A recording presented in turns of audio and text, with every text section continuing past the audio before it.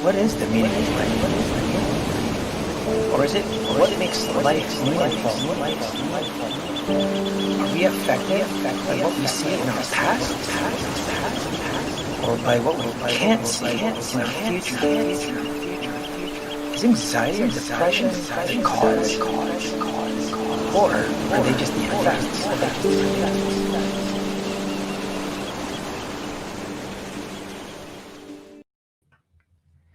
Hello, everybody. Welcome to Thinking Out Loud Live. I am your host, Ricardo Zulueta.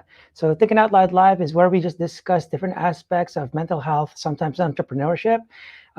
This was made possible by Start Day One, which is a nonprofit foundation for mental health and suicide prevention, which has a more proactive approach in helping people instead of reactively waiting for suicidal tendencies or mental health issues.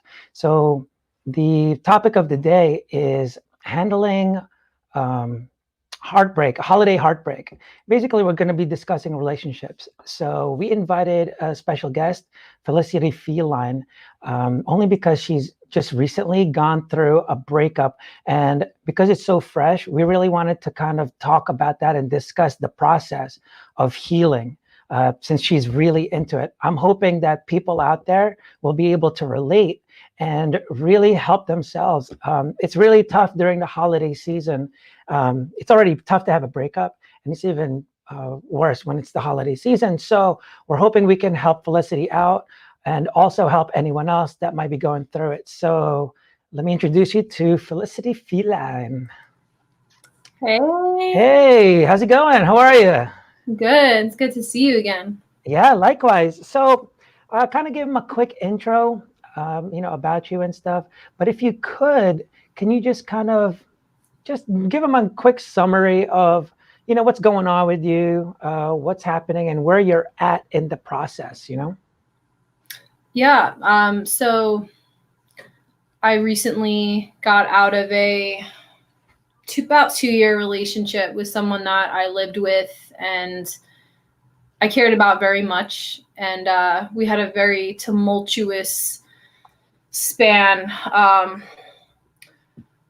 I don't want to say toxicity, but it was a big challenge. We went through a lot as a couple, a lot of things that people normally don't go through. And I was trying to just kind of make sense and find stability in our relationship for a period of time. And when COVID happened, a lot of things became revealed as far as my partner's character, and I just found that it was much harder to deal with, which, COVID was already difficult going through that. But when you suddenly start to know someone in a different capacity, that was kind of heartbreaking because I thought that I knew this person. I thought that this person was my best friend and had my back and we loved each other. And it kind of just slowly unraveled.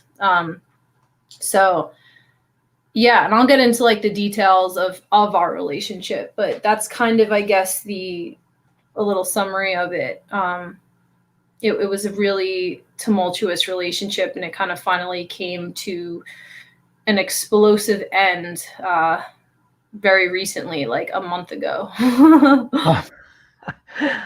right, cool. Yeah, so like, how are you feeling now? Like, where are you at? Are you still kind of going back and forth? And like, what's happening now? Like, what are you going through? Well, I feel a lot more positive now. And I think mainly it's because I got out of the house that we used to live together. Yeah. And changing environments and progressing forward in my life has made a significant difference. Because it's hard when you're surrounded by the very environment that you were with that person in. And the reason this relationship was so hard for me was because this was the first time that I actually shared a lease with someone. We rented a house together, and in the past, I've lived with almost all my boyfriends at points because I just prefer living with my partner. Yeah. And this was kind of like, we were two young adults trying to make it in entertainment and music. And it was like, we were this this just crazy duo, and we got a place together and we were creating this life together. And I looked at us as like, we're partners. We're supposed to be getting through this crazy life together. Yeah. And have each other's back, and I just suddenly realized, I was putting in so much to the relationship, but it wasn't getting reciprocated. And that kind of, and I didn't feel appreciated. And that was, I guess, the hardest thing to deal with, because I felt like I was giving so much love, so much energy into this partnership, and he wasn't giving it back. And I should note that he was a touring musician, and I'm a musician as well. I'm a drummer. We're both drummers. So I didn't know that. Okay. Yeah, I mean, that was kind of a crazy aspect of our relationship, because maybe there was this slight level of competition instead of teamwork. And when we had started dating, he was living a very unhealthy lifestyle as far as involved in bands, that he was doing hardcore drugs with these bands. And I kind of caught note on this very early on. And there was a lot of red flags that came up like right in the beginning of our relationship. And I should have paid attention to those. I was going to say, how long have you seen the red flags? Because a lot of people that go through it, it's like they've known it throughout the whole time. So was it a secret? Was it something you've always known? Like what happened there? Because the more we know, the better. I knew right away. Okay. Right away. I mean, like, and he was open about certain things, but he had made it seem like he wasn't doing it anymore. And that, I told him flat out, if you want to be in a relationship with me, you need to cut these things from your life immediately and start being on a better path. And I'll help you get there. And surprisingly, because you don't even drink or anything really, right? Like, I mean, hardly anything, and like I live a really clean lifestyle. And so that was like that was hard for me to kind of accept. But I should note too that when I first started seeing my ex, I was kind of in a vulnerable place. And I think that I was kind of getting out of this situation. I was living part-time in Vegas, part-time in LA, and I got a new place in LA. I was living in this guest house in Simi Valley, of all places, which is kind of a remote area. And I met him backstage at a festival. We had mutual friends, and we got introduced. And we spoke like briefly and exchanged numbers. And he was very shy. Like I kind of made the initiative. And we didn't really speak again. We didn't actually like hang out for some time. And when we finally did, it was a strange thing. Like I felt like there was a lot of things that I wasn't super happy about, but like at the same time, he was making me feel really good, because I was getting this like attention that from someone like my age that was kind of going through the same things. And I just sort of became immersed in it. And like, I didn't really think, I guess, the reality, That's where sometimes it's tough to get involved in a relationship. Like you said, now that you're more aware of it, you weren't really in a good place. And when you're in that kind of place, right, it's difficult to find the right one, because you don't have the right mindset. So when that happens, you tend to kind of associate. It's kind of like how people get into drugs, right? When you're in a bad mindset and you start doing this, and all of a sudden you get, it's the bonding issue, really. All of a sudden you tend to bond with something, and that's really what causes that addiction. And you become addicted to this relationship because you're like in a bad place.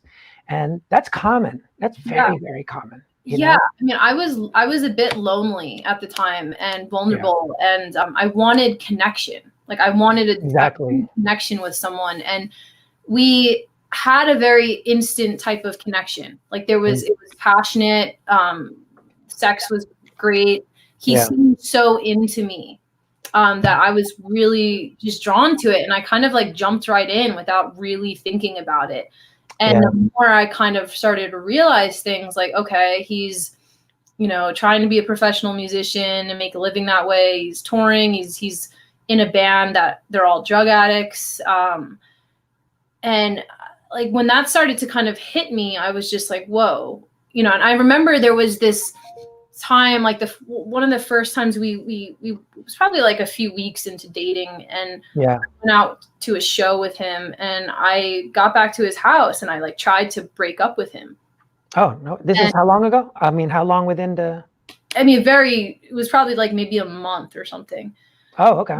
So when I say like break up, I was trying to kind of walk away from the situation. Right. Not to get attached, basically. Yeah. And I was just saying like, look, I don't know if this is really going to work out. Like, I care about you. Like, you're a good person, but I don't know if this is really right for me. Oh, wow. So you already noticed that you shouldn't be with them a month later. Yeah. And I mean, this happened, and I didn't want to do it because like I felt kind of bad because he was really happy being around. Yeah. I could tell that like I was this positive energy force in his life that he didn't have. And so he was very much on it though.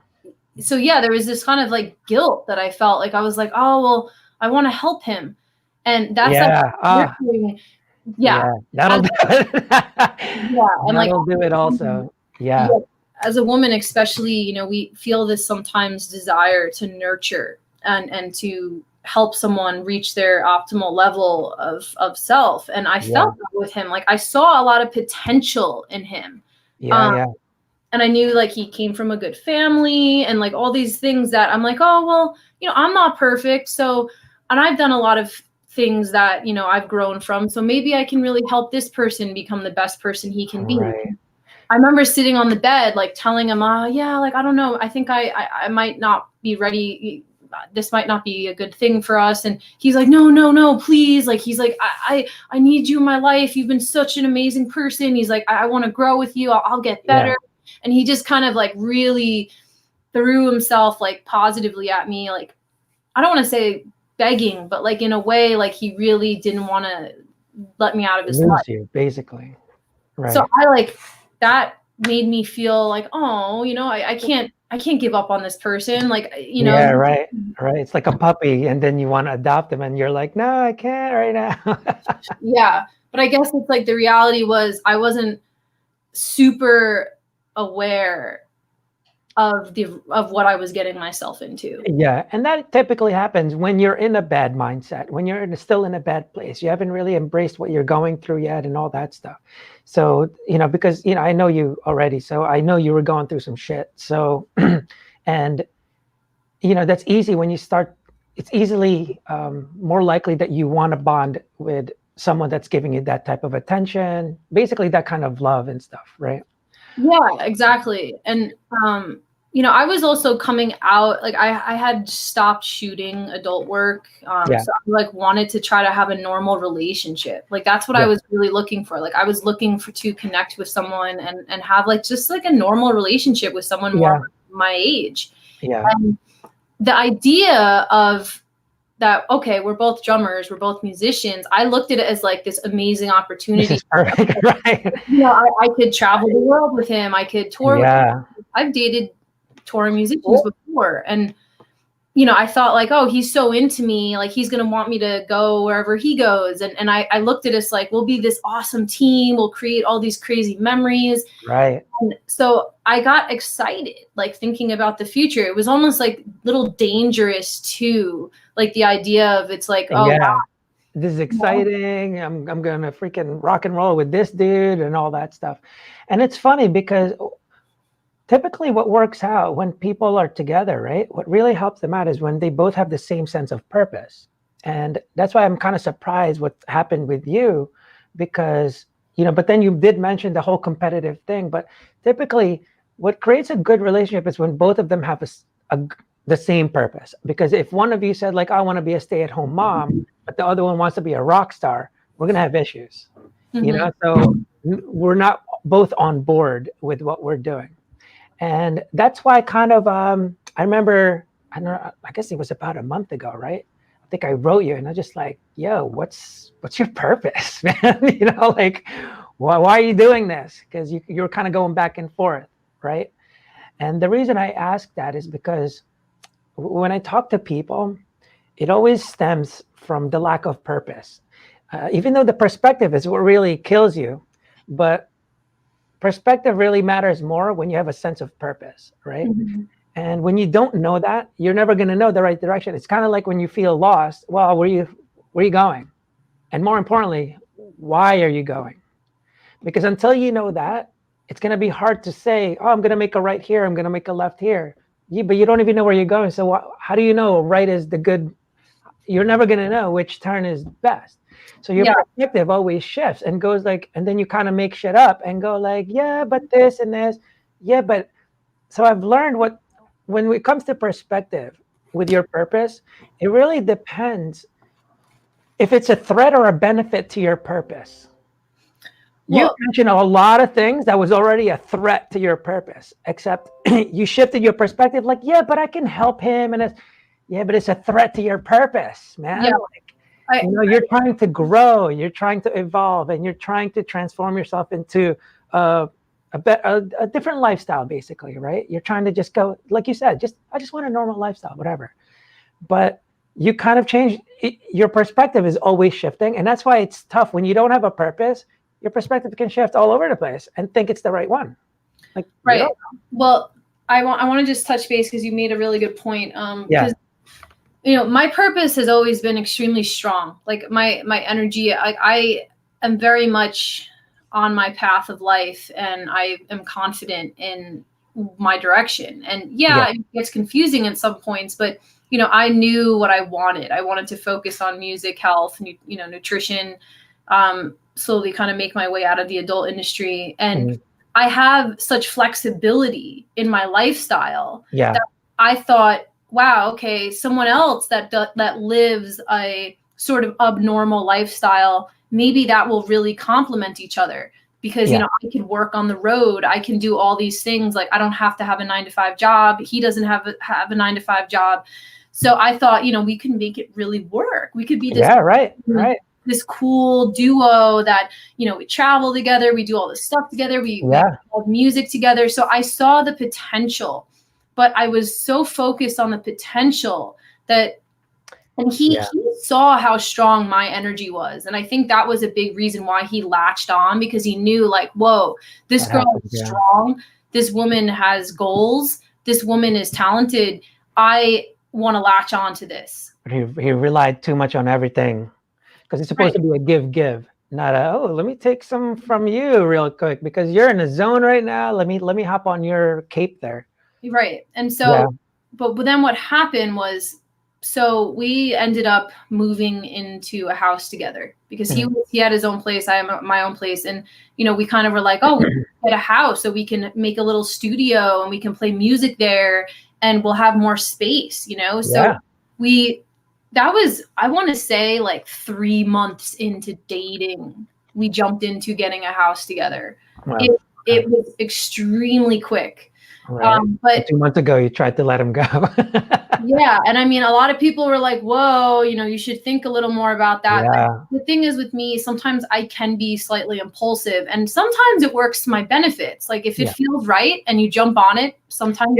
I can't take that away because it's unpredictable. There's some people it works. I mean, some people have gotten married a week later, right? So. Right. But, other times you kind of get into things because you want that like instant gratification, which I did. I really wanted to get out of my guest house. I wanted to live in a house again. Right. And I was like, oh, well, I'll make it work. Like he's not perfect, but I'm not perfect. So we'll figure it out. Like that was kind of my mentality. Yeah. Then what happened, which sort of flipped everything upside down. He got into another band. He got into another band that was a touring band. So now he was in 2 touring bands. And all of a sudden I felt this, it was really hard for me. I mean, it was really hard for me to be excited because I knew he was going to be gone more. And that was like, a big factor because being in one band and they're touring is, one thing. It's already tough. Yeah. But then all of a sudden he's in another band, and I knew that this other band, the lead singer is known to be a drug addict. So I was just like, holy shit, you know, I was really nervous, but I didn't want to be like, you know, this person that was controlling or saying like, oh, I'm afraid that, you know, for you to go do that. But deep inside, it's because like I really didn't trust him. And I knew that like he was very prone to making bad decisions and also being influenced by people, especially people that, you know, he admired musically. Like, you know, say like if I'm in a situation and I respect or I admire someone's talent, and I, you know, they're a celebrity or something, like even if I admired this person, I don't subject myself to peer pressure in that way. Like I stand very strongly in my morals, and if I don't want to do something, I'm not going to do it. And I don't care who the person is and what they're doing. He was not that way. I mean, I watched him like be this chameleon in a way where he would adapt to different people and do things just to make, he was like a people pleaser. You know what I mean? Yeah. And that was a red flag for me, because I felt like sometimes he wore this facade, and he very rarely showed his true colors sometimes. Yeah. Well, and also that's what kind of takes away your trust, is if you think he can be influenced, if you think you can do that, because in a relationship without trust, it's really going to be very difficult. It's probably the foundation of a relationship, right? Sometimes the cheating and all that stuff, it's not necessarily like, let's say you were just getting together or whatever, the cheating happens, but you were just kind of started or whatever. And it's like, it's really the lying part, because now how do I trust you going forward? That's the tough part, right? There's no more, once you get rid of that trust, it's really hard to kind of rebuild, because like, well, how do I know now? Like, I can't tell the difference, because I thought you were telling the truth, but this version looks the same. So how do I know what kind of version this is, you know? Yeah, exactly. And it was so hard for me to be excited for him, because like deep down, I knew that this was going to be very, very dangerous and threatening to our relationship. And I was spending so much time helping him be healthier. And he really like, he was improving. Like I was watching him grow stronger, do all these things to kind of improve his life. And then all of a sudden I felt like he was kind of getting ripped away from me. And I was scared. And it became this, but I thought, okay, at least, you know, I could be able to tour with him and travel with him when I can.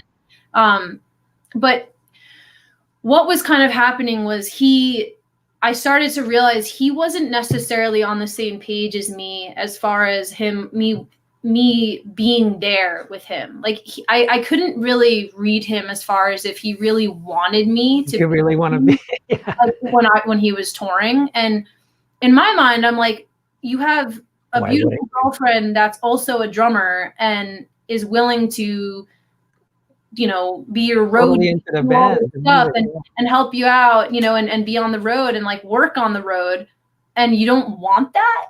That's like weird. Yeah, that's weird. That made me more suspicious, because I'm like, you're doing things that you don't want me to witness and see. Like, well, it's odd because it's not like you're a stay-at-home girl and there's like, oh, it's just a band thing, we're gonna go rock out and stuff. You're like, that's what I do. Exactly. You know, I love music and stuff like that. Like, you're always involved in that. So that is kind of weird. But fast forward, because now we're kind of seeing, because now you have a better perspective on your relationship, because you had time to kind of look at it. So there might be people watching that is not there yet, right? First of all, let's fast forward.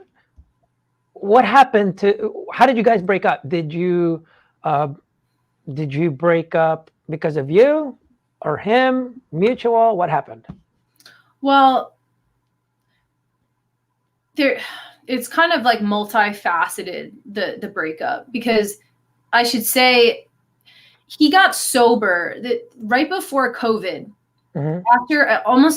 After a year of trying to get him off drugs. And let me say, he was using meth. So that's an extremely toxic drug. Yeah. And highly addictive. And he refused to go to rehab. So he who was committed to doing it himself, which is fucking impossible. I mean, almost, you know, when you're, but he didn't want to lose his jobs touring. Like he didn't want to lose his opportunity to make money and to play music, which I could understand. But I'm like, this is your health and this is your life and your relationship, your family. You know, you got to make sacrifices and like do the right thing. But right before COVID, he went on a 2-month tour. And he swore to me that he would drug test every day and he would get sober on the road. And I wasn't able to go visit because there was some complications with one of his band members. It was this whole fucking thing. And so I was livid that I couldn't come visit my boyfriend for 2 months, like on the road. Oh, wow, that's long. It was insane. Like it was insane. And, you know, there was no reason why I couldn't go except like, like, you know what, Felicity, she's like, he accused me of being dramatic because I was trying to get my boyfriend off drugs. Like it was such a fucked up situation. And so I was so angry and hurt by that. Yeah. But I still allowed him to show me, okay, if you are 100% committed, because I told him, this is the end of the line. If you fuck up one time, I am moving everything out of the house. Like I am done. Yeah. So he did it. He did it and he completely got clean. And there was a bunch of other tours coming up that I was supposed to be with him on. Like we were supposed to go to Australia. We were supposed to go to another US tour with this fairly big band. And so we had a bunch of plans coming up after that 2-month tour. But when he came home, COVID happened. So suddenly everything was just pulled. Yeah. And I am now quarantined with my sobering boyfriend that is realizing, oh my God, I have no work.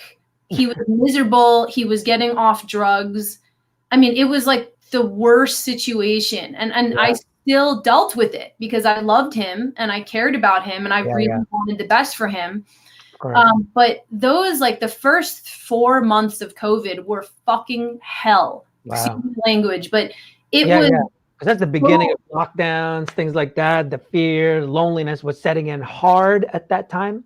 Like February, March was probably the hardest for the loneliness factor because it's so brand new, you know? And he, you know, I think he was like realizing shit, you know, like this is really going to be, I'm not going to be able to work and play music for a while. And in my mind, like, okay, COVID's been very frustrating, but I look at it as an opportunity, like to be adaptable to the situation and make the most of it. So I was trying really hard to be positive with him. I'm like, look, at least you're quarantined with me. I mean, it's like, you know, we can go on. I'm like, I loved it. I'm just like, this is awesome. Like we're like freaking snowed in every day style. Okay. Like I was totally fine with it with Kristen, you know? Yeah. I mean, like if you love each other and you're a partnership, like you do with it, you get through it. And that's my mindset. Right. Like, you're supposed to be on the same path, same purpose, everything, right? Exactly. And, you know, we had gone through so much stuff already. Yeah.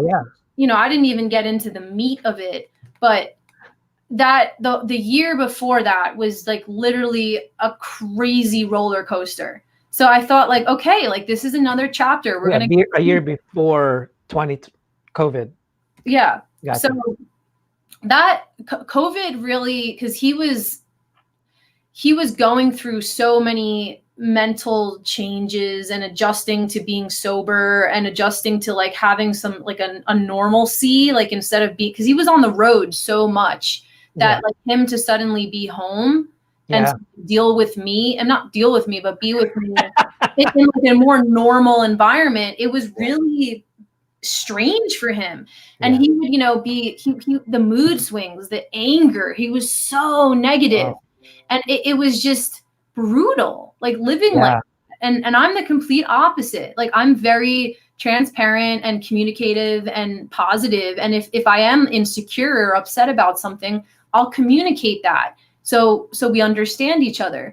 With him, it was the opposite. He never wanted to talk. He like he was deeply rooted insecure, but never wanted to open about it. So it was like these festering issues that were kind of growing underneath the surface. And sometimes we would get to a point where we would fight and it would explode because it was like a bottle that was waiting to explode. Yeah.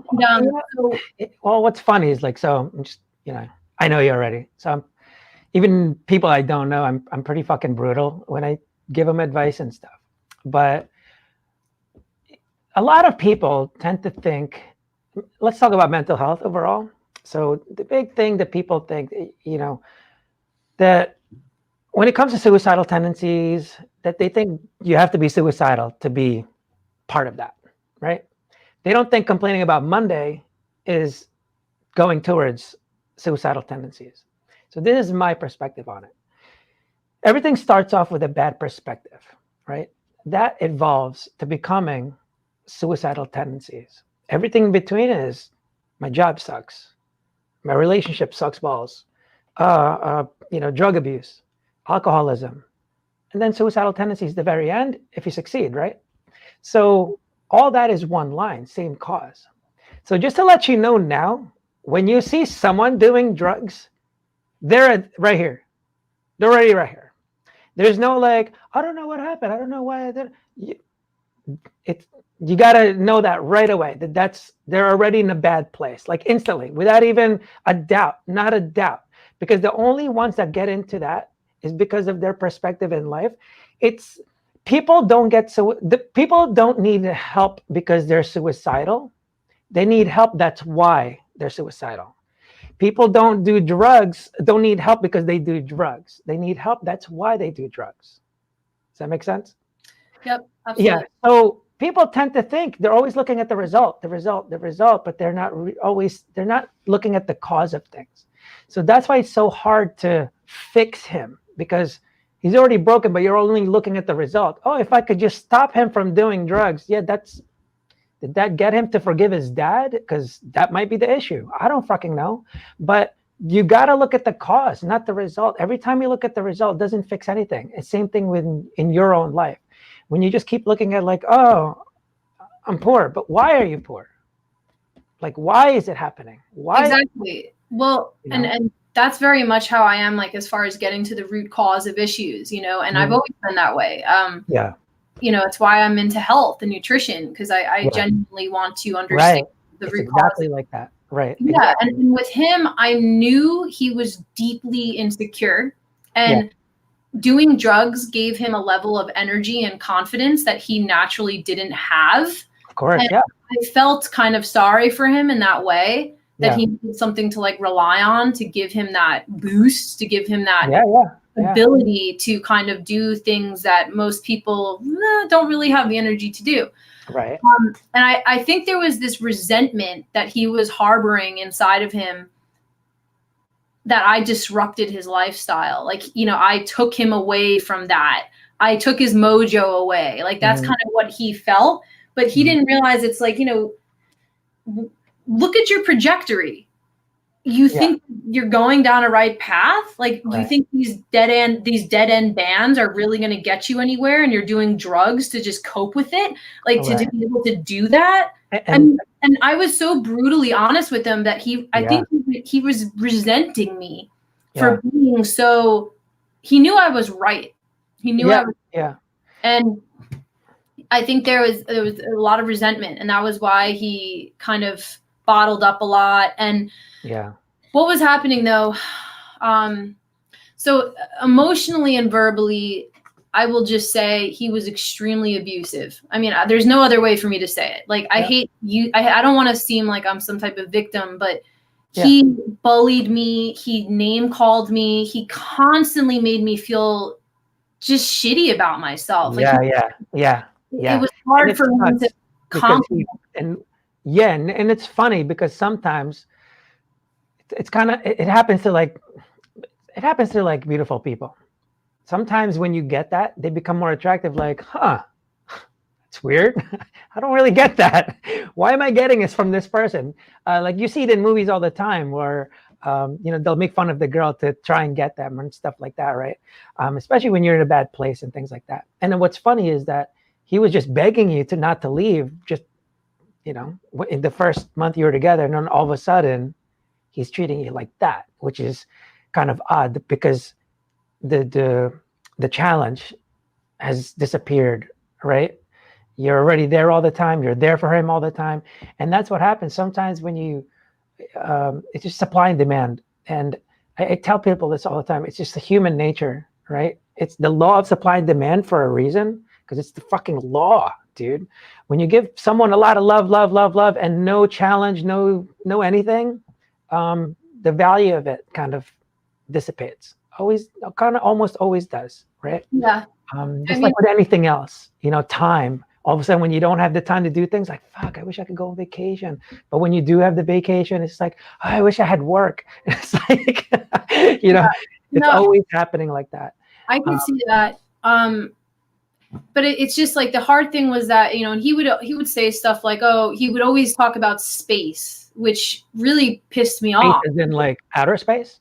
Well, no, like having space. And I felt like you're gone for weeks at a time. You were gone for 2 months. Yeah. I was like, that isn't healthy. Like, like, you know, you have a job, you're gone all day, I'm gone all day, we reconnect. Like, okay, maybe it's once in a while I have to take a trip and you don't come. But like, to me, it's like, if you love someone, you don't need space. Like, it just happens naturally. Get rid of this space. Yeah.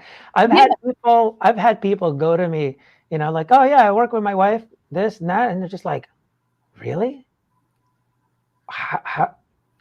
Why? You know, like, how can you do that? I'm just like, it's my fucking best bud. Like, it's my best bud. What do you mean? Like, imagine hanging out with your best friend and hanging all the time. Like, that's easy. It's like, what?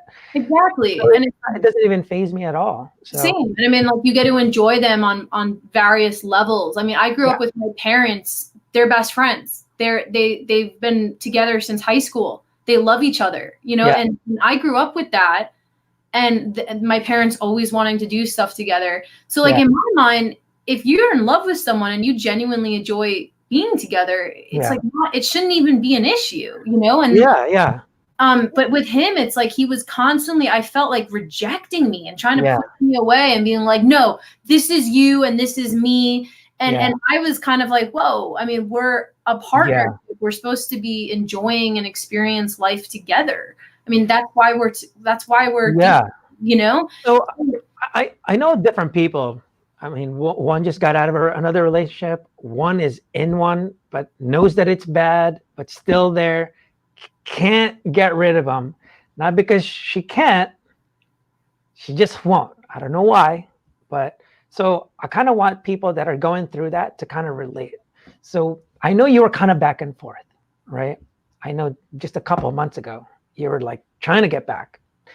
So that's why I was kind of asking, where are you now? Because I know people years, they go back again. And then they go, oh, I knew he was an asshole. And then goes back again.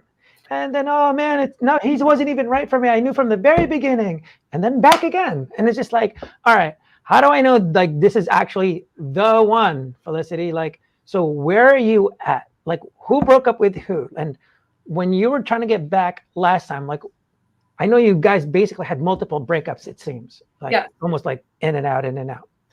So I know you kind of were going back. This is just probably a month ago, 2 months ago. I don't even know. But okay. Yeah, so tell me that story, because basically let's talk more about like where you're at, because I kind of want people that are going through something to kind of relate and go, because it seems like you're now in a better place. I want to bring people that are watching there, right? Okay. So what was the process? What happened? Okay. Well, so like you said, there were multiple breakups, but we managed to get back together after, and I moved out twice. I actually moved out twice, but then I put myself in a bad situation by doing that, because I was kind of like, no, I mean, that's not right. He stays in the house, and, you know, like I got vulnerable and I ended up going back to him. And this time around, I told you there was the emotional abuse, the verbal abuse. Like I genuinely was rejected daily by him. I mean, he wouldn't even want to cuddle with me. Like it got to that point where I literally felt ugly. Yeah. I like lost my self-esteem. I Yeah. lost my confidence, and he wanted me to feel that way. Like, Yeah. Well, that's what helps people like that to kind of keep you in check and in control. It's funny how that works, but go ahead, because that's actually the relationship that I was just talking about. That's pretty much kind of the same thing. None of them ever feel awesome and stay. I mean, he was making me mentally unstable. Like, I would literally be like, I don't understand. Like, are you not into me? Like, you know, and I would get frantic. Like, and I started to realize these triggers, and like he was doing it intentionally. And the ending point for me, I felt like we had lost respect for each other. I mean, I don't understand how he couldn't respect me, because he knew my intentions were pure and that I wanted the best for him. Yeah. I lost respect for him when it came down to our sex life had slowly kind of dissolved. And I'm a very physical person. And I don't mean like just sexually, but like when I'm in love with someone, I like to touch them. I like to hold their hand. I like to feel loved and connected. Physical touch is important. And it got to the point where I would be like in bed with him, and we slept together every night. If my foot touched him, he'd be like, "Get off me." and I was just like, I couldn't deal with it anymore. Like, I literally, it was driving me down a really dark hole. And so one day we had tried to start this process of doing this hike most mornings, because I was trying to help him lose weight and get healthier. And we were having fun doing it. It was like becoming sort of like a routine. And after one morning, I had to go out for most of the day for work. And we got home, he showered, I showered, and I was getting ready, and I was like feeling confident and cute. And I'm like, "Hey, you want to have sex like before I go?" Yeah. And he looked at me and he's like, "Why do you want to have sex? I just put my shoes on." And I just remember this like feeling hitting my chest. And I'm like, you know, I was constantly putting myself out there. Like, I constantly was throwing myself in him just to like keep our relationship like alive. Yeah. And I just was like, "Oh, okay." This was that month ago? This was literally this is how we broke up. I'm just okay. This was the final. Okay, cool, good. So, yeah, because this is what it's you know, it was basically like me reaching the pinnacle point. Okay. And it was like a couple of days, but this literally started it. So I looked at him and I'm like, okay, you know, and I kind of got like, I felt shitty because it's like, you know, just getting rejected again. Yeah, yeah. I just, you know, I like having sex and I'm going to be gone all day, you know, it just would feel good, you know, puts us in a good mood, right? All right. And so I walked away, and then he goes in the other room and he starts like having a tantrum saying like, "All right, fine, I'll have sex. God, you want to have sex? Okay." Wow. And I'm just like, well, okay, like forget it now. I mean, you don't even want to do it. I'm not going to fucking force you to have sex with me. Jesus Forget Christ. it now. You know? That's weird. And so he's like, no, let's always do it your way. And so he grabs my hand, takes his shoes off, and like pulls me into the bedroom. And he's like, "Oh, is this what you want? Is this what you want?" And he like presses his face against mine.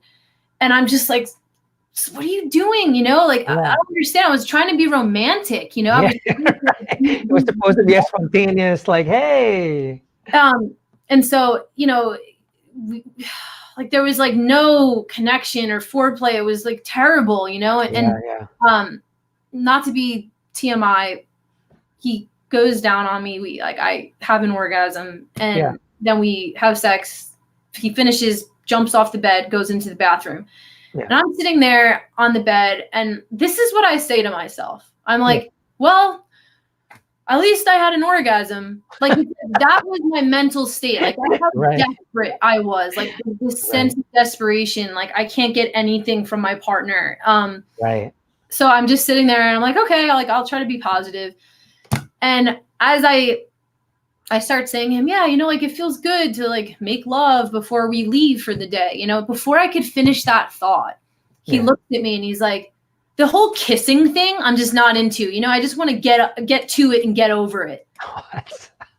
And I literally, like, if the beginning of that situation wasn't enough, that fucking just like stabbed my heart. Like Right. he literally, I thought, you know, him and I used to enjoy kissing. Like I thought, Yeah.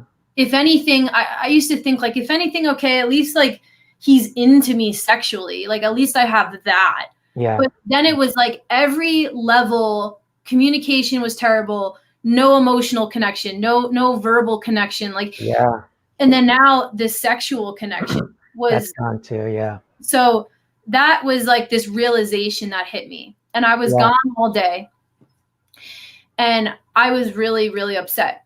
I was like very, very upset. I was crying like in the car and just thinking about everything. And Yeah.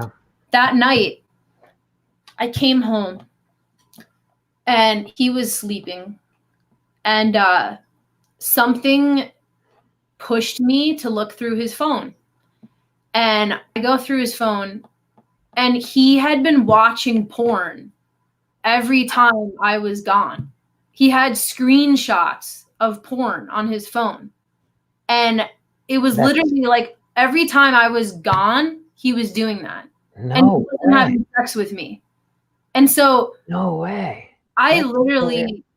like he woke up and Yeah. I just said, "Hey, you want to explain to me why like you're rejecting me sexually and then you're watching porn behind my back? Yeah. Like, you think that's healthy?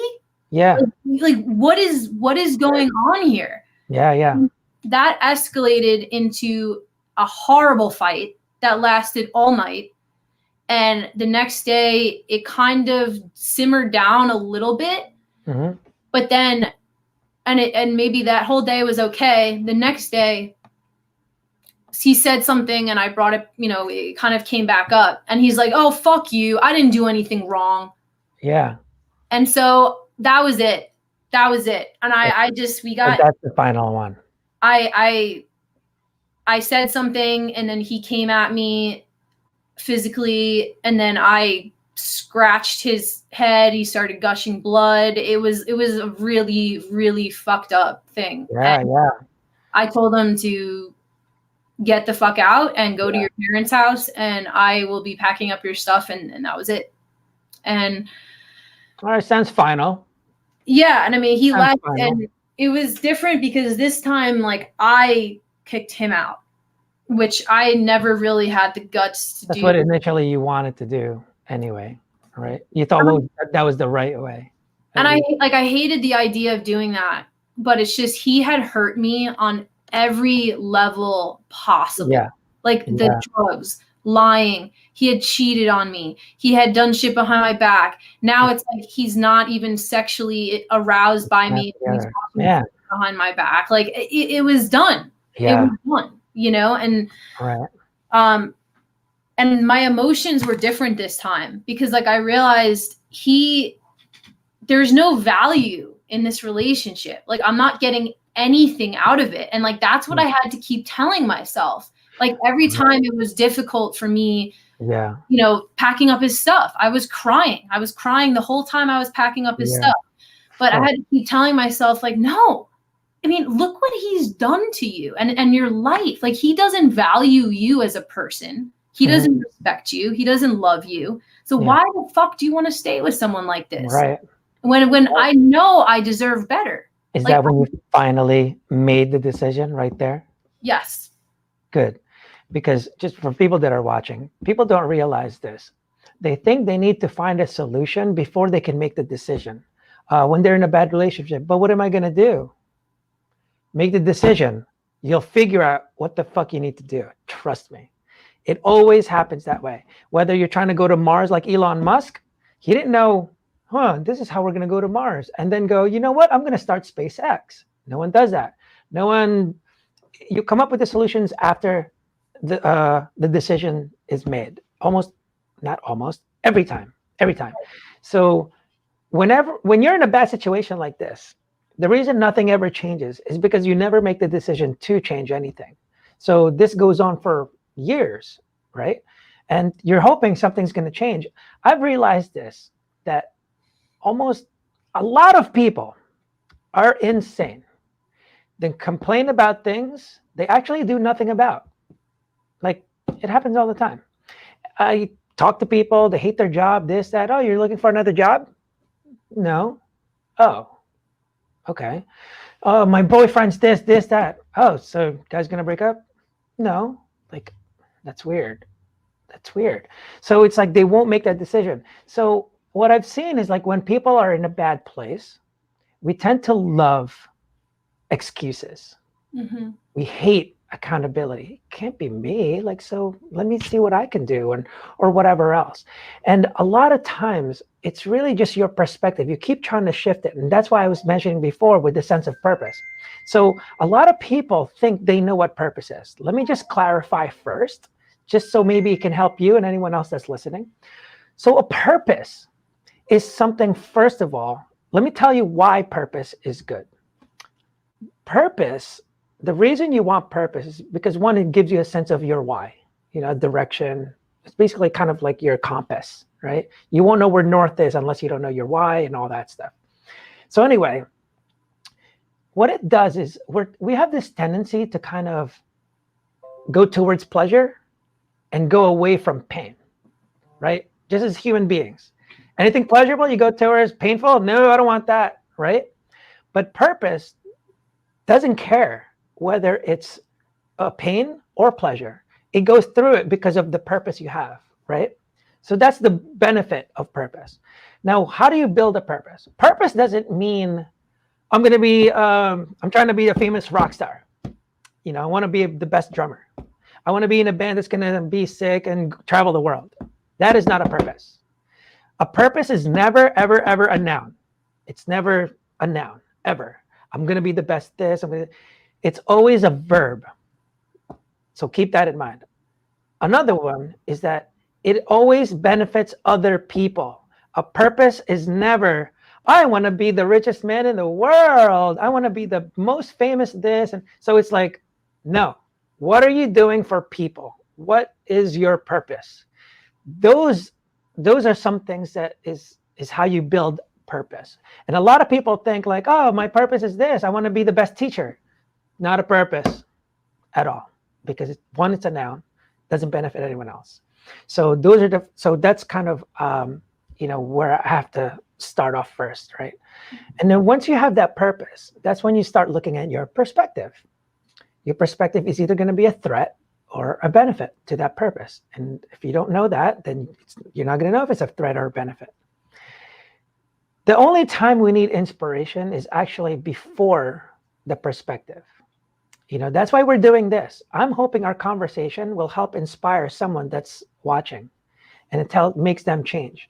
And all we're doing is changing the perspective on their situation, because you were always in the same situation the whole time. It's just that your perspective today is completely different now.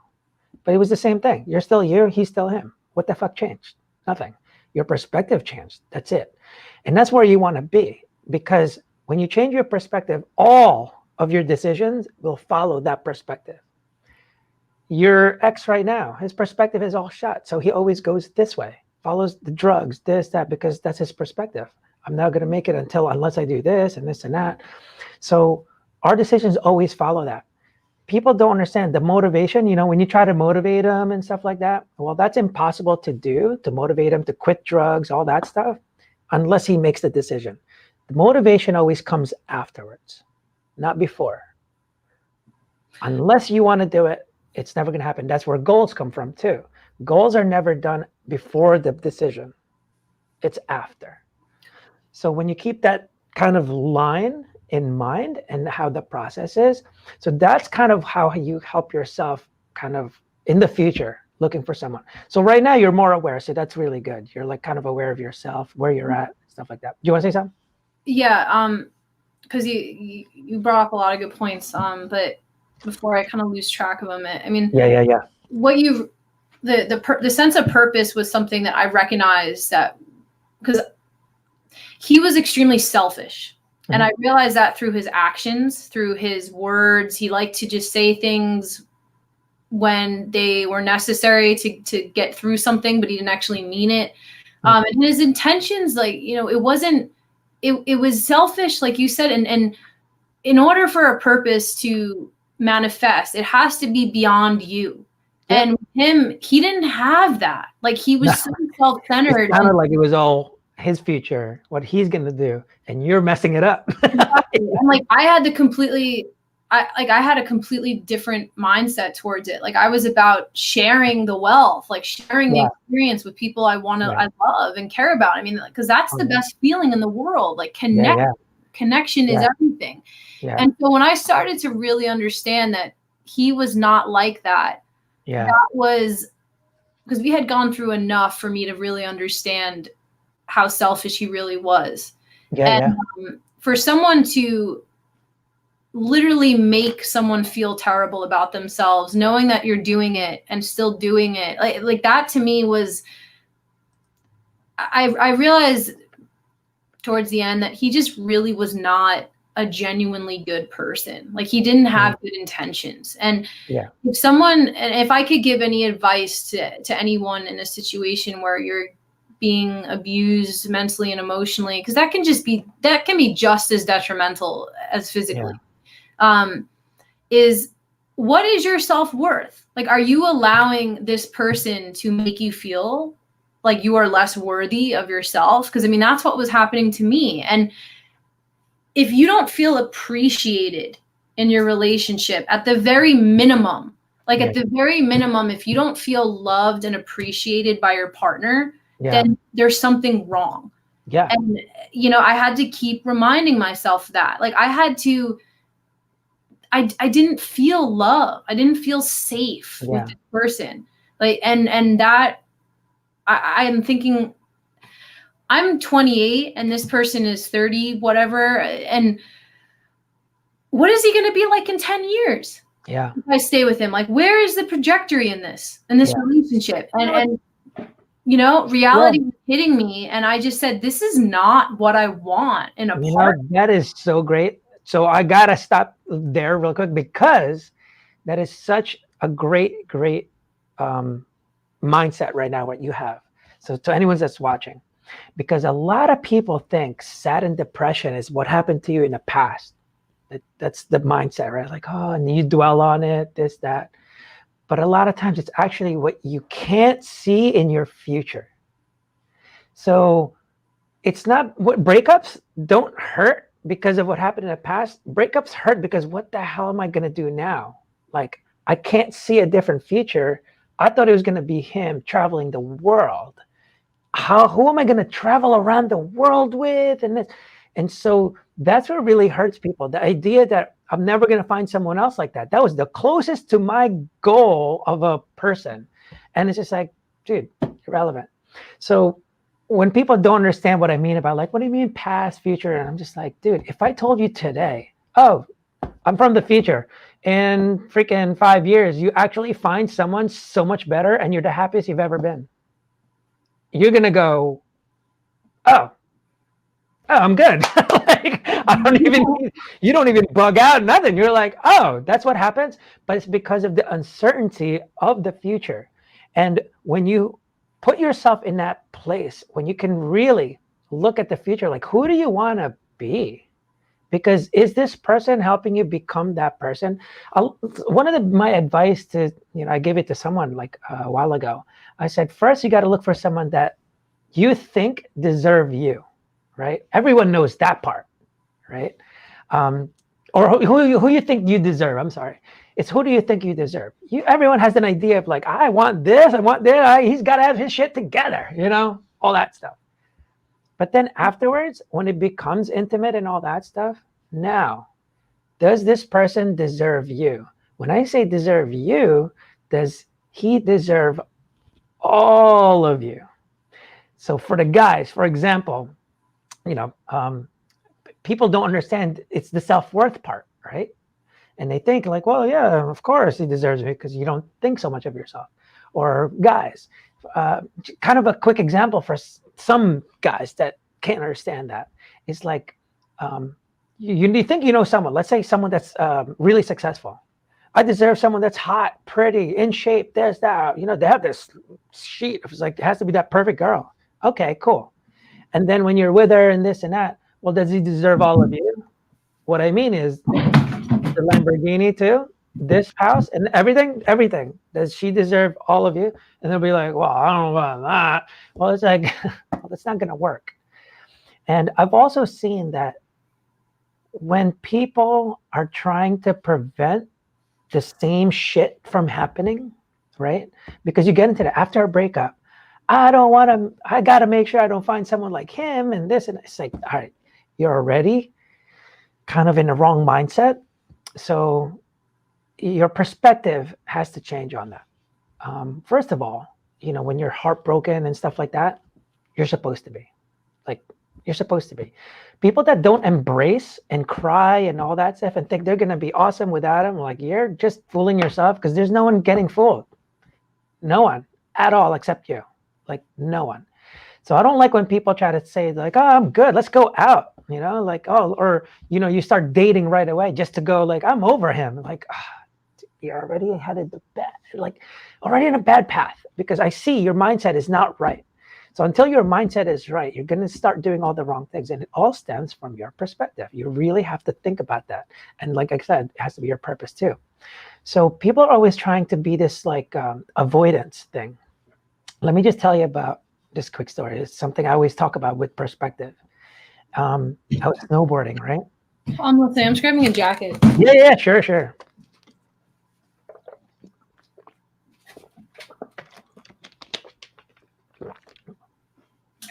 Actually, I'm going to get another water here. Stay tuned, guys. Oh. Okay, sorry. All good. I'm just like, sorry, hold on. But can you hear me okay? Yeah. Okay. So let me tell you a little bit about the power of perspective. So I was going snowboarding, right? And I'm going into glades. So the trees are about 10 feet apart. And, it's really difficult in there. So I would go in there and I would go 1, 2, 3, and then tree. And I'm like, fuck, like I just hit a tree, And then I fall down and it's like a pain in the ass to get up. And I'm like, fuck, like the snow is so deep. So I get back up and then I go again. 1, 2, 3, tree, fuck you, like no way. So then I'm getting up again, sweating. And I see my friends just cruising through like it's nothing. So to me, I'm just like, it's got to be their 15 years of experience and everything. So he finally stops, sprays me a little bit. And I'm just like, dude, how do you do this? He's like, bro, stop looking at the trees. Look at the path between the trees. And I'm just like, so he leaves. And I'm like, right, of course it is. Not the experience or anything like that at all, right? So I had nothing to lose. I'm like, I'm in the glades. I can't get out of here until I get myself out of here. So I'm like, I might as well follow his lead. So I'm like, all right, don't look at the freaking trees. Look at the path between the trees. So I go 1, 2, 3, 4, 5, 6, 7, 8, 9, 10.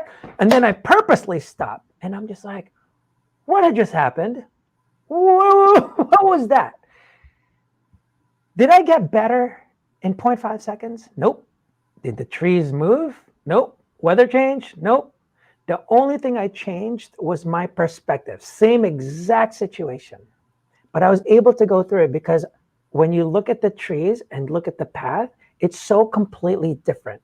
And so I always kind of use this with relationships and stuff, because when people leave a relationship, they tend to get to this like avoidance thing. I don't want someone like this. I don't want someone like that. You're going to hit another one.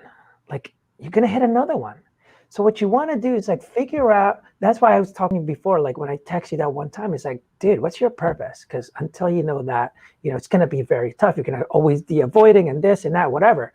But when you just kind of know that, the same way with alcohol and, all the negativity in your life disappears, not by force, not because I need to stay away from that. I have to change my environment. It naturally changes. You naturally leave it because this doesn't fit what I want. And you naturally move out of it, automatic, without even thinking about it, because you're looking at your path. If you keep looking at the trees and, oh yeah, but this and this, and you're looking at every situation, you just keep hitting fucking trees. So you go 1, 2, 3, 1, 2, 3. But if you just look at the path, you almost miss the things like, oh, is that drugs and alcohol? I'm good because I need to be really awake tomorrow because I have a startup to run. Like, Yep. I got to go, you Well, know? So, and that's what ends up kind of, that's like kind of the advice that I have as on a macro level, when you're trying to, the afterwards, basically. yeah. Well, okay. I mean, because I this is a good point actually, because the big thing for me and why I held on too long to this relationship that was obviously toxic. Yeah. And he wasn't putting in this, he wasn't pulling his weight, essentially. He wasn't putting in what I was putting in. And I was afraid of failing. That was a big reason why I was hanging on to something, because I put in so much into that relationship. And to me, the idea of letting go, like I built a life with this person. I got home with this person. And thank God, I wasn't married to this person or had bought a house with them, which, some people are in relationships like that. And I mean, if I could say anything from my experience is that you're not a failure for trying to make something work, but you are failing if you're staying in a situation that does not serve you. And that's what was happening to me. I mean, I was so desperate to like make him wake up and be like, look what you have. Like you have a partner that would do anything for you and you don't even care. And so that was like this shattering of everything for me when I really realized that. And I was so used to this negativity surrounding him. Like I was so used to being in this negative environment with him that I almost forgot what it was like to just be genuinely loved and appreciated. And so when we broke up, because I blocked him for a while because I had to just separate myself from him and focus. That's something, I just surrounded myself with people that genuinely cared about me. And it was like night and day. I mean, literally, the amount of love and appreciation I got just from my friends was unbelievable. Like I couldn't believe that I had subjected myself for so long. You've changed so much, right? Yeah. And I mean, a big thing of advice is getting out of a relationship. Yeah. Don't avoid, like you said, don't avoid your emotions because they are there because they're real and you're I mean, it's healthy to process emotions. You don't want to just avoid them and pretend like they don't exist. Because let's be real, when you love someone, and especially someone like me, I'm an intense lover and I have a lot of passion. So I feel things extremely hard. And I mean, it was this time around though, I felt more anger towards him. Like I was sad and I cried, but then I also realized that I was just angry because I really felt like he took advantage of me. So let's talk about this real quick. So I know when people get into these bad relationships, right? One of the things that keeps them there, like you said, is like, but I did so much already. And you try to fix it so that it wasn't a waste of time. Yes. I already put in 5 years. I already put in 10 years, whatever the years are. It's like, why does that matter if you're not going the right way? Like, why does that even matter at all? Because you're supposed to give to each other. You're supposed to provide value to each other. You're supposed to grow together. And there's all these, quick, like, I guess hints of that, and it's really, one author refers to this as looking at the gap and the gain. When you have a bad mindset, you keep looking at the gap, what you're missing, what you're losing. That's always what happens. So your decisions follow that. If your perspective is always on that. And that's why I keep telling people, like, it's all about your perspective. Your perspective before compared to what you're saying now is completely different. Like, I wasted my time and like, I didn't want to do it. And you felt the anger because you resent him. Like, so because you brought up the word resent, I've learned people that go through or that really gets like really messed up. The biggest ones that really messed them up is regret and resentment. So let's talk about resentment first, since that's what you mentioned.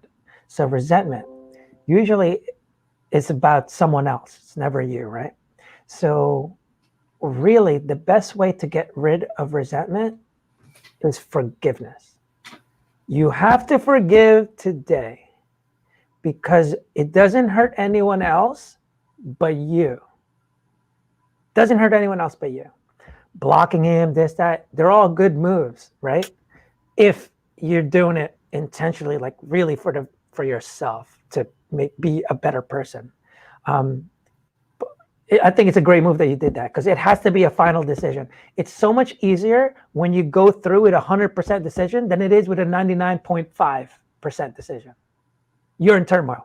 It's like starting a company, but you're not sure. Yeah, but go fucking all out and start the company. You can't, if you go 99.9, you go through trouble because you think you still have that 0.01% option. When you give yourself that option, that's when you're all over the place. So you really have to think about that. And so resentment, you really have to forgive today. You know what? You took 10 years of my life. All good, man. You're welcome. That's what you tell them. Dude, you're welcome. I killed it in sex. Like, you don't have to tell me shit.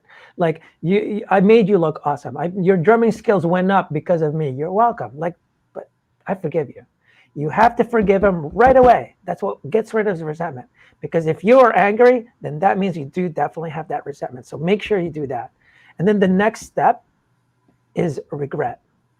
Regret, what makes it different than resentment, these are personal experiences that you never forgave yourself about. That's all regret is. Felicity, you could have, you would have, dude, you should have. You didn't. It's all good. It's all good. Yeah. Well, so when you can have that, it just kind of helps you progress. Right. And I mean, I agree because like I've been, even before this relationship, I've been burned by a lot of people over the years. And I agree with you, you know, carrying resentment is like poison that you're only destroying yourself. And yeah, I know that this all happened for a reason. And certainly even amidst the chaos and like the tumultuous toxicity that happened, I still got a lot out of it as far as, good. You know, I became a better musician. I graduated from my nutrition program. I graduated from my yoga certification. So I threw myself into things and got them done, you know, even because I almost felt like there was that competitiveness and I wanted to just continue to better myself, even when he was making it difficult. So I appreciate that there was that edge that the relationship gave me to just make myself better. So I can't say I regret everything because I know why it happened. Like I told you from the beginning, you know, I was overly optimistic and had this vision, but I wasn't extremely realistic or logical about it because my emotions kind of got the best of me. Now, like coming out of it, it was like ripping a Band-Aid off, and I was avoiding dealing with the end for a long time. And once I realized that there was no value left or respect in the relationship, and it had to end, I did want it to be on my terms. And that's why, you know, I kicked him out this time because I always was the one to move out, and it was hard, you know, you know, I put myself in a vulnerable position.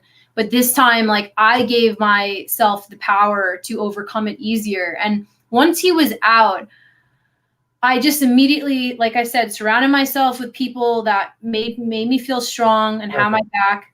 And I set a goal. I set goals. That helped me a lot get over the relationship. My goal was, okay, I'm going to get out of this house. The lease is over. We were doing month to month. And I told the landlords I'm going to be out by December 1st.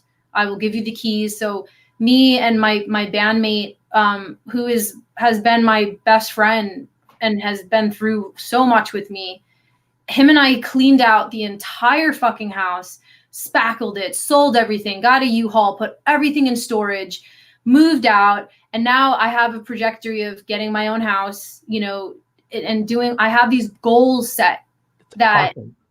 I knew that, okay, if this partner, if my ex didn't see the potential and value in our relationship, Yeah. oh well, like I Right. have a good life and I'm happy with myself and I'm just gonna Right. keep pushing forward. Like, shame Right. on him, Yeah, yeah, that's good. So pause there real quick. So the value of that, right? So actually two things. The first thing, I don't really like that statement anymore where people say everything happens for a reason, because all that's saying is, well, there's the causes and effect.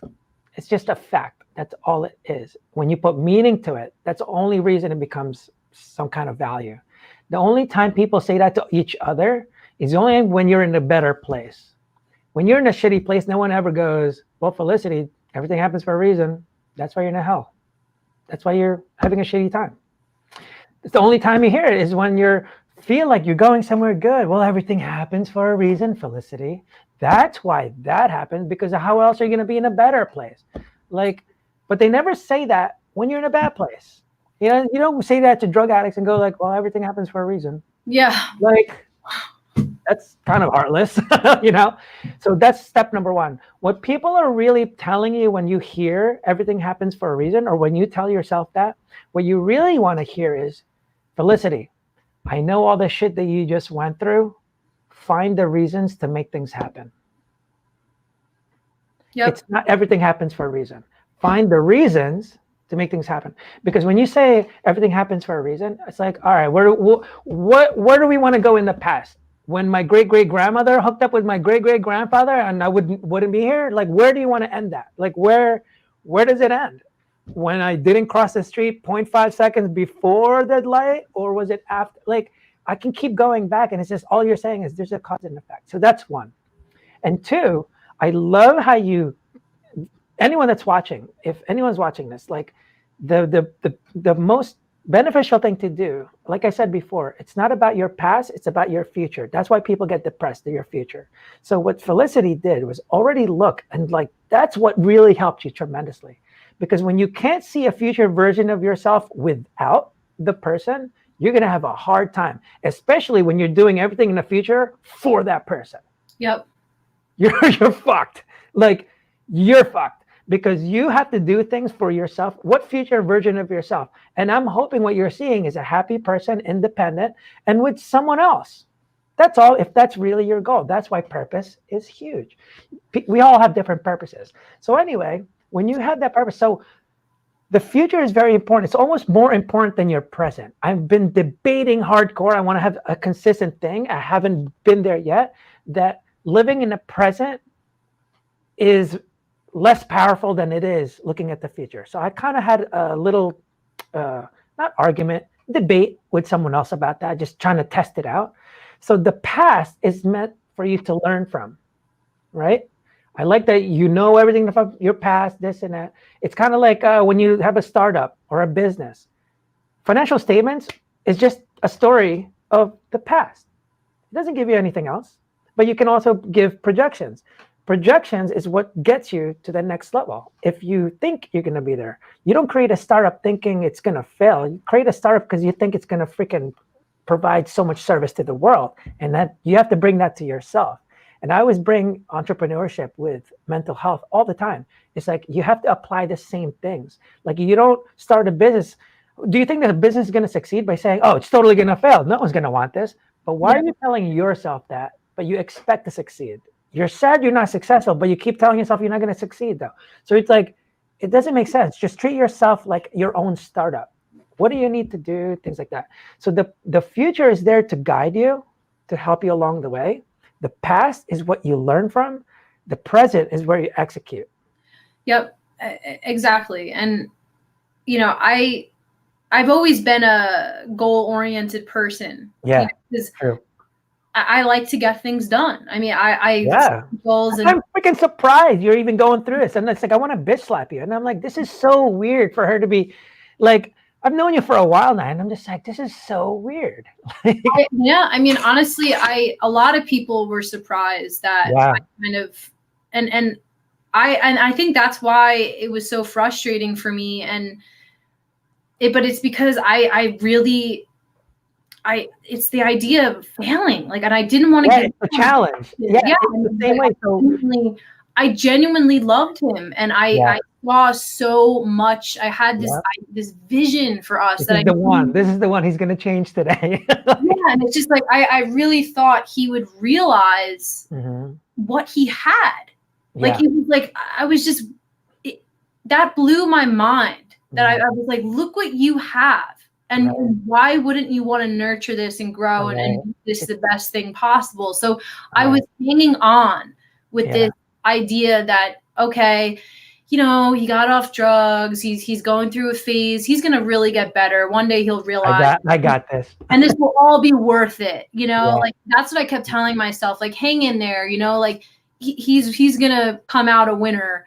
When in reality, it's like, what the fuck? You know, I deserve better. Like, I deserve a partner that treats me how I treat them. This is your perspective today. And I mean, so I learned a lot from that relationship. And I look at it as like a foundation, like map of, okay, for the future, when I am ready to be in a relationship again, I'm taking my time and I don't want to jump into anything, you know?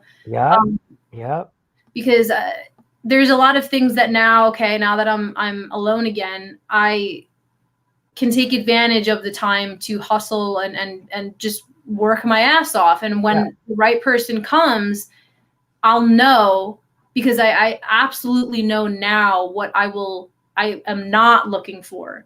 You know, this relationship also, you know. Yeah, also, you know, that idea of like, you know, kind of, they always use it as an example. When you're on a plane, you give yourself a mask before you can help someone else.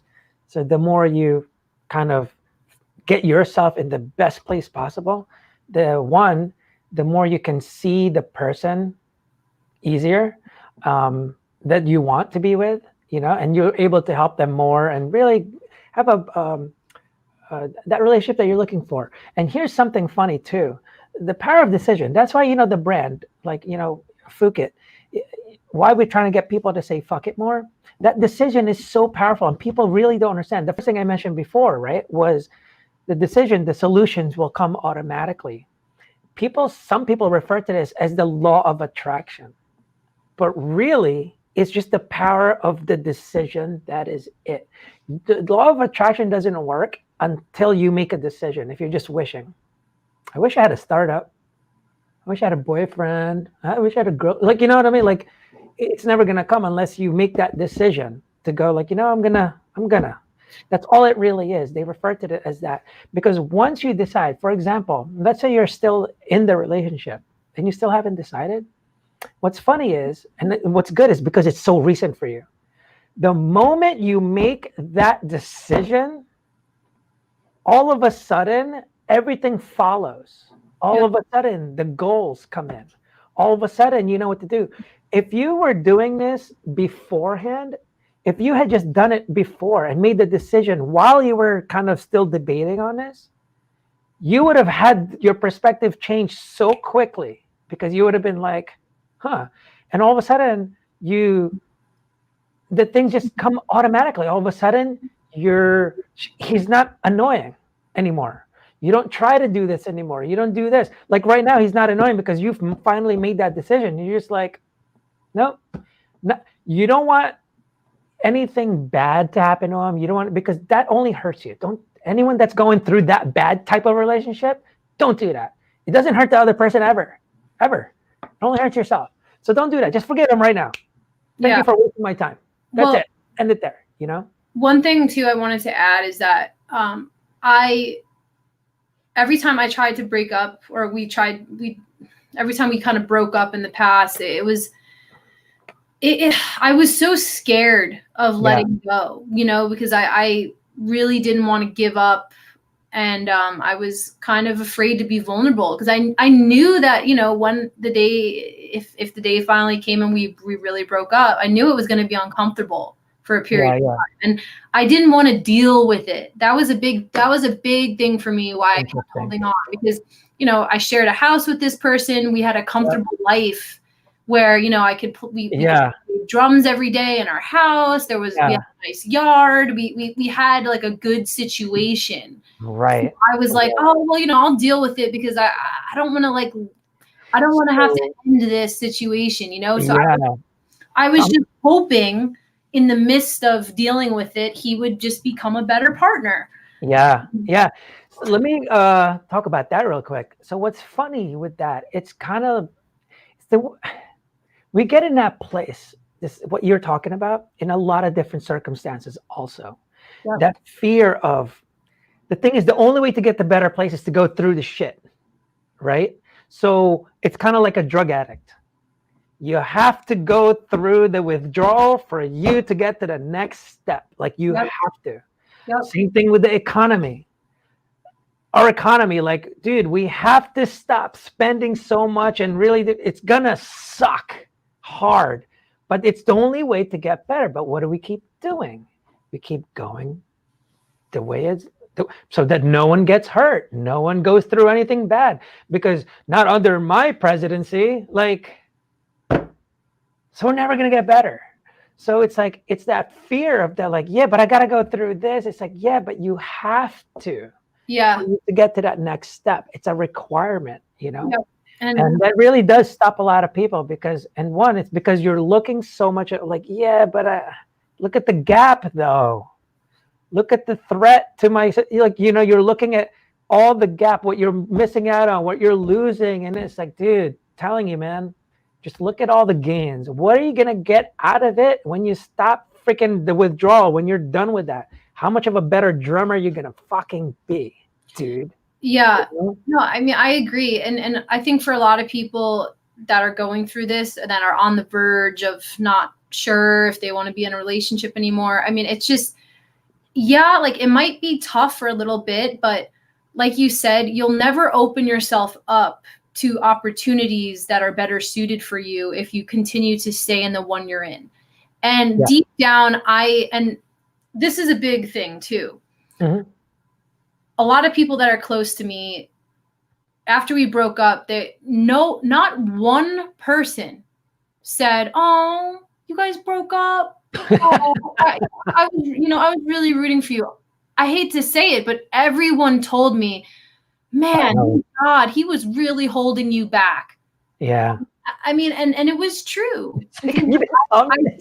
I hate to say it, but like, I mean, my best friend, he was just my bandmate, literally, because he, you know, was at the house all the time. We were always playing together. He was always around my ex, and he just said, man, you're so much better off. He's like, I know it's going to be hard for a while, but he was really preventing you from being your optimal level of self. I mean, like, it's true. Like, because I was constantly doubting myself around him. Enough, I could even, funny enough, I could even see it from the outside. Like, I mean, difference. You know, one thing too, I've been very public about it on social media and whatnot, which, you know, I know for some people, they might look at that and being like, oh, she's looking for attention or something. But the only reason I do that, and you know, I've always been very open with my life to people, is because, you know, I want to hopefully inspire other people, if they're going through similar things, to have the courage to make change like I have. But also, it's given me more accountability as far as, you know, like by me opening up and saying, like, look, I just went through a fucking terrible breakup. My ex did not treat me right. And I finally got the balls to get out of this relationship, even though it was hard. And to anyone else that is having a hard time doing this, I look at me as an example. If I can do it, you can do it. Yeah, I'm glad you mentioned that, because that's actually where I was going to go towards, and saying, like, you know, the good thing about posting about that stuff is that sense of accountability.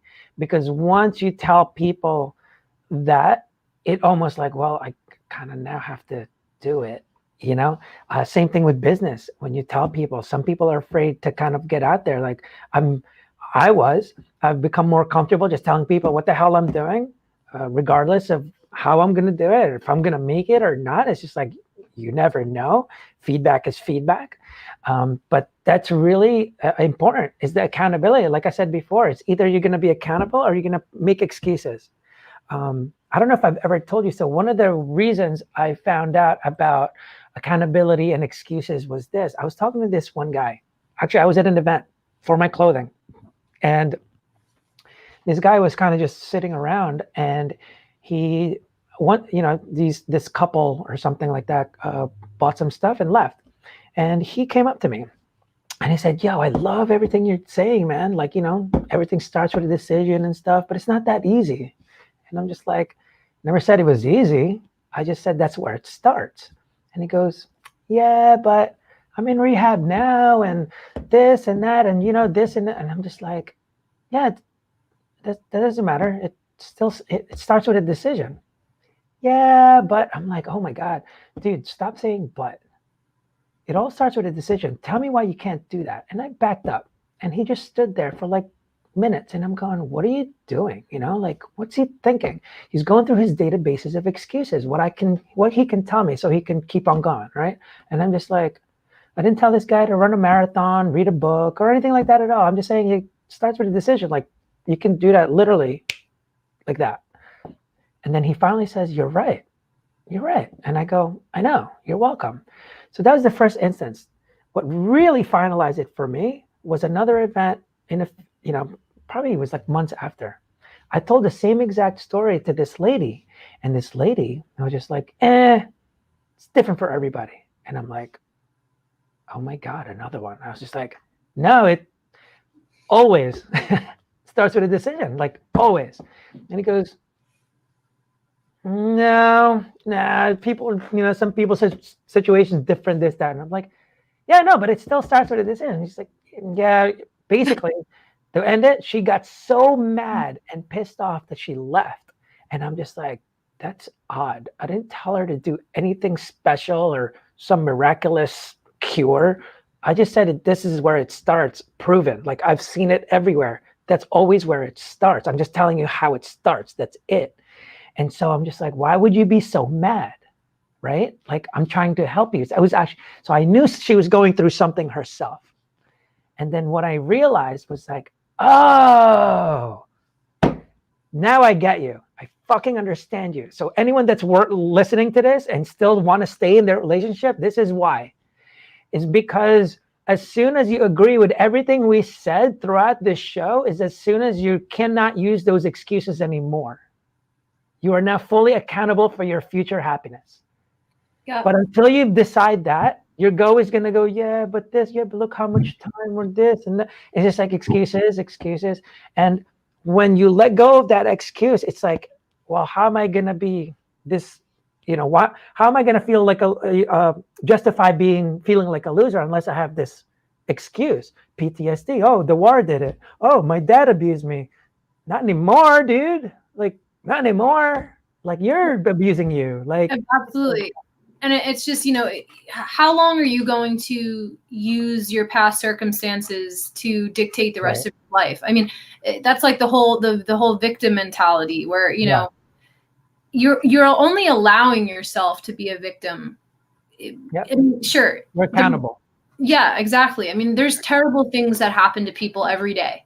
Yep. But depending on how you grow from it, and as painful and traumatic as it might have been, you can use that as fuel to grow and to become a stronger person. And it's like, that's what I am taking this out as, it's fuel for you people. Exactly. I mean, it's his loss. I have to just keep telling myself that. Right. Yeah. And I'm just going to perfect. I'm really glad. I heard a lot of good things from you. I was kind of curious where you were at. I was really genuinely curious. I'm like, because I want to help you, man. Like, you shouldn't be going through this. And it's like, that's why I want to reach out to you. And I'm like, we need to talk about this because it might help other people going through this. The holidays suck without this. But it gets better when you have this mindset, when you have this future mindset, when you forgive. That's how you get rid of the victim mindset. It's like you forgive. Like, all of a sudden, victim disappears because of that. And then what you went through, like, I can't believe I put up with this. Dude, forgive yourself. Stop Right. that. Forgive yourself. Like Yeah. instantly. So these are things that hopefully will help you or anyone else. It's just sometimes it's easier to sometimes it gets easier to do when you know just that sense of knowledge of it, right? We haven't told anyone exactly what to do yet at all. We're just telling you these philosophies, and because that's what's going to change your perspective. And that's why I always say it's all about changing your perspective. Once you change your perspective, I know you're going to do the right thing. Like, I know you're going to do the right thing. Anyone that's in a bad relationship, your perspective hasn't shifted yet. Until then, you know? Yeah. And I mean, it just a couple of things like to kind of bring up. Yeah.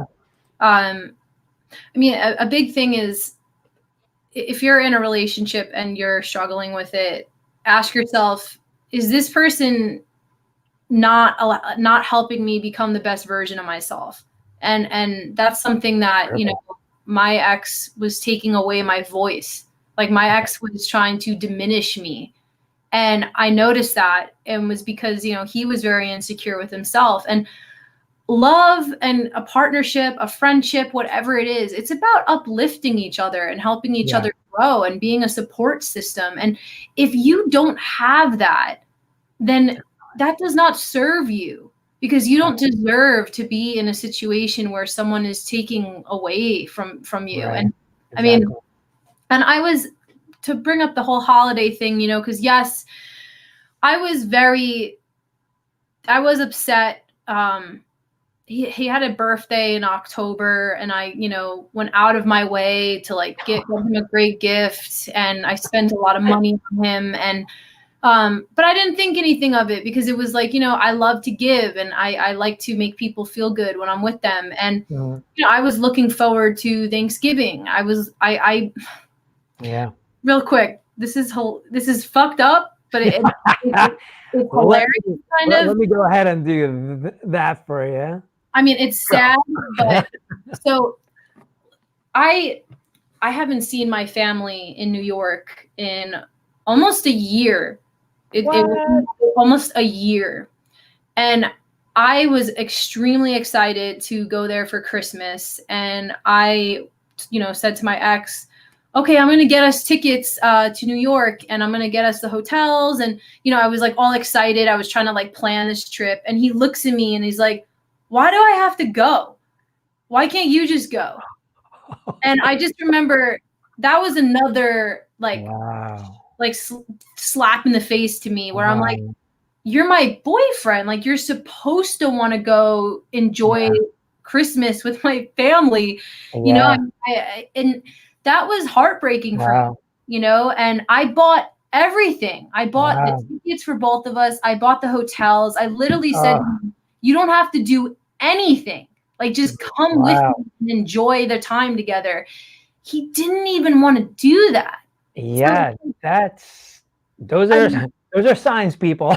That was just, you know, I'm glad you kind of brought that up, because then I kind of just thought of something we never really dealt with, is the perspective on the other person in the relationship.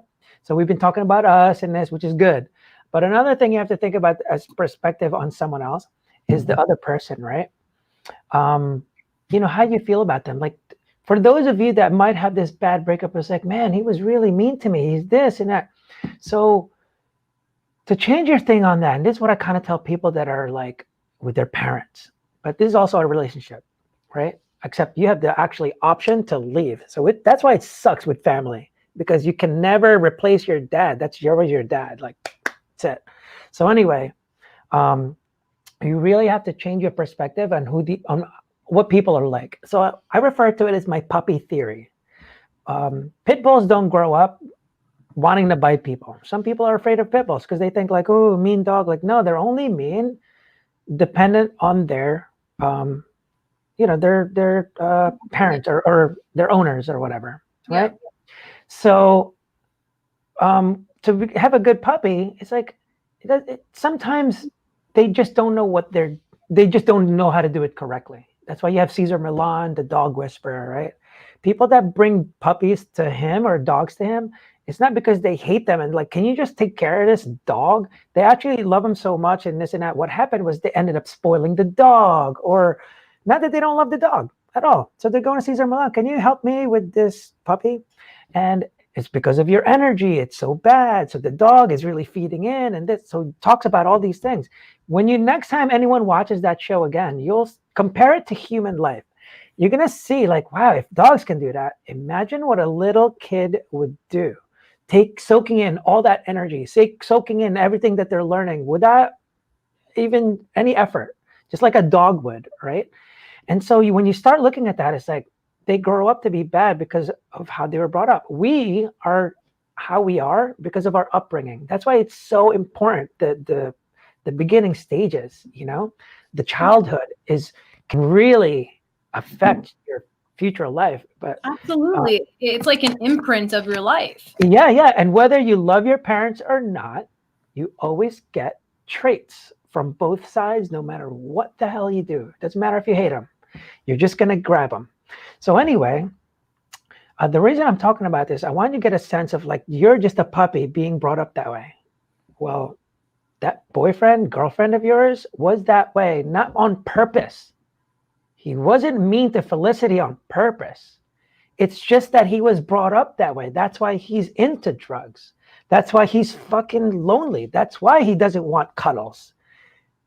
He's like an abused puppy. I don't know what happened to him. Sometimes people are just so spoiled. Sometimes they didn't get enough hugs. Those are just all the things that happened. No one ever does these things purposely. When you grow up, no one goes like, I can't wait to be in a relationship and really be bad to someone. No one does that.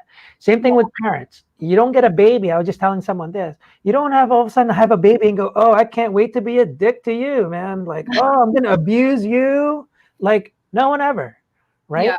So you have to think of it that way. And then, when I'm talking to people about their parents, I'm just like, dude, same with your parents. Your parents were puppies too. I don't know how they were brought up.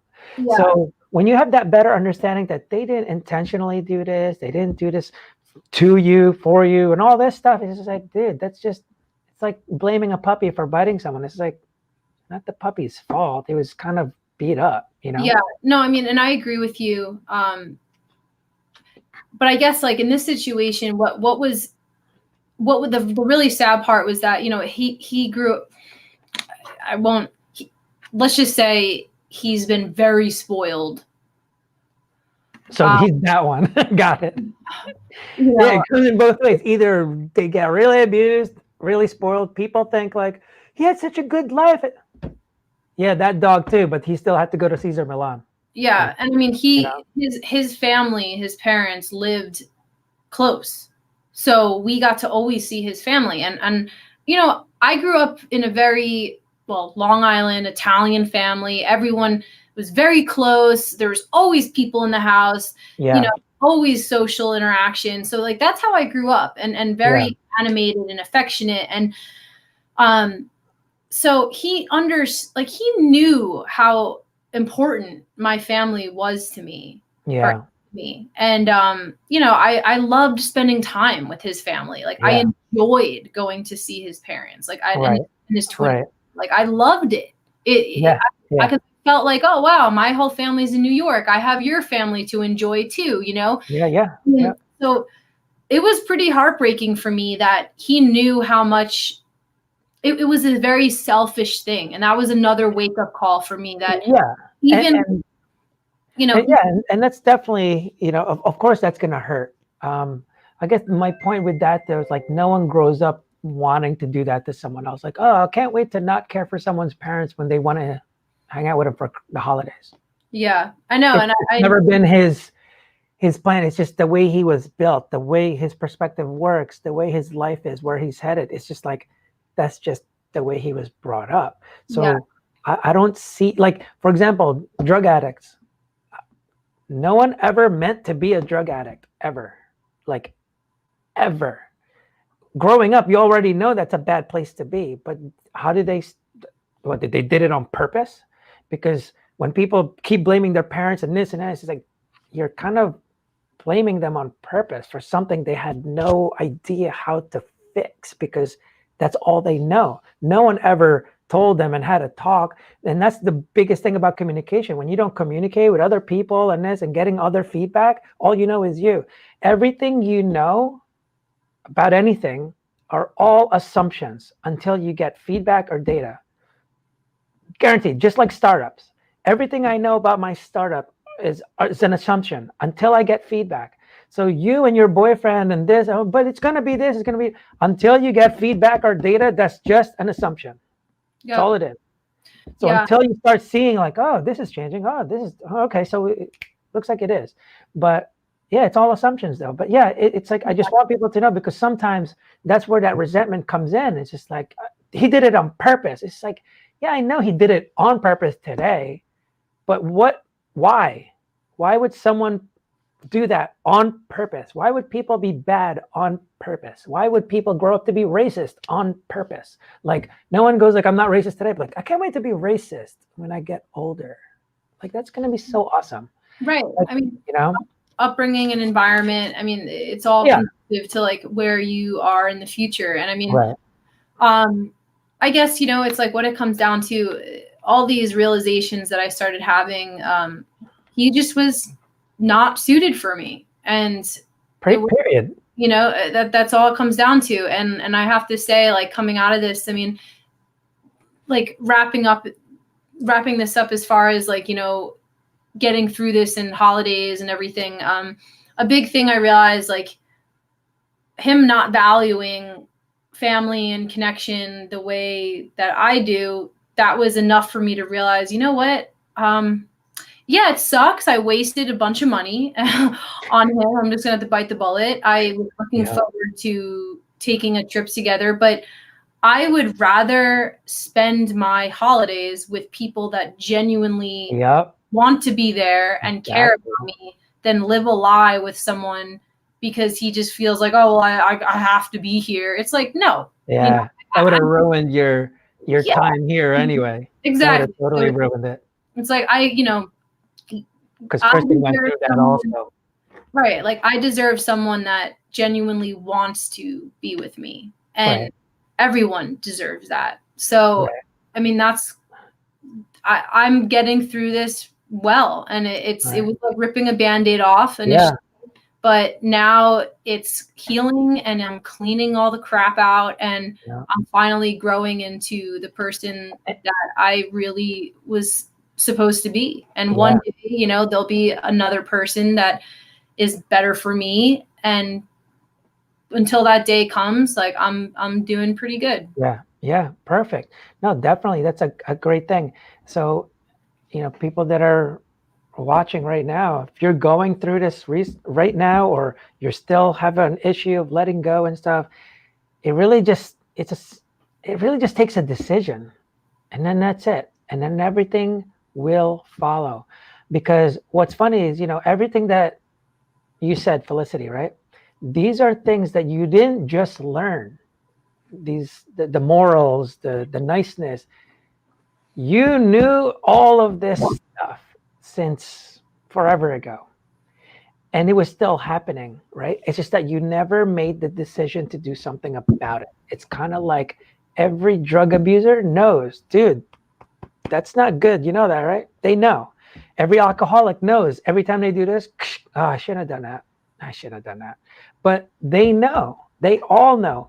I can tell you every fucking motivational quote, and you're going to go, that's true. You never go, oh my God, I didn't know that. Life is short. That is so odd. Like, it's never a surprise. Everyone knows exactly what they need to do. They just won't make a decision to do it. And that's what causes the turmoil, because you knew exactly what you needed to do, but you won't make the decision to do it. Same thing with quitting cigarettes or anything else that doesn't go in line with your pursuit of happiness, you know? And that's why I tell people, like, all right, this is my freaking plan. Purpose. Change your perspective. If you can't change your perspective, find some inspiration. From there, you make the decision. Once you make that decision, get some fucking motivation. Start making your goals. And then all of a sudden, pursuit of happiness happens.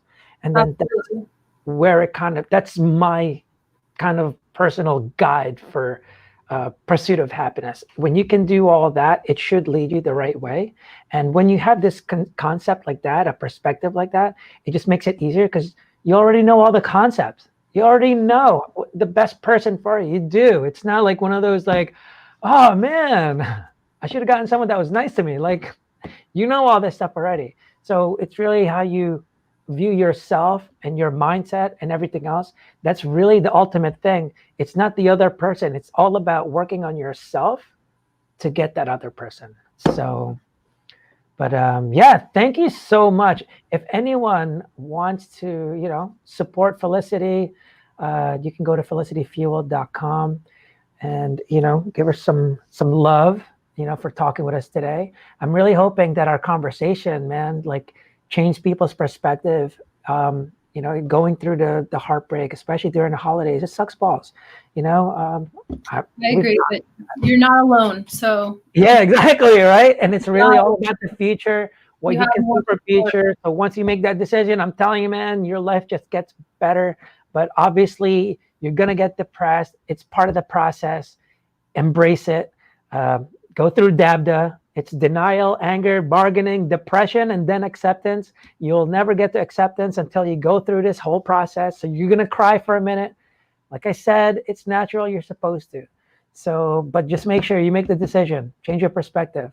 So thank you so much, Felicity, for having this long-ass conversation today. I didn't actually expect it to go almost 2 hours, but I'm hoping thank you. I always love talking to you, and to anyone who's watching, just inner strength, and you have more support than you realize. So you can get through it. If I can get through it, you can get through it. That's awesome. That's like Rocky stuff. You can change. Yeah, exactly. Everybody can change. All right, on that note, see you guys later.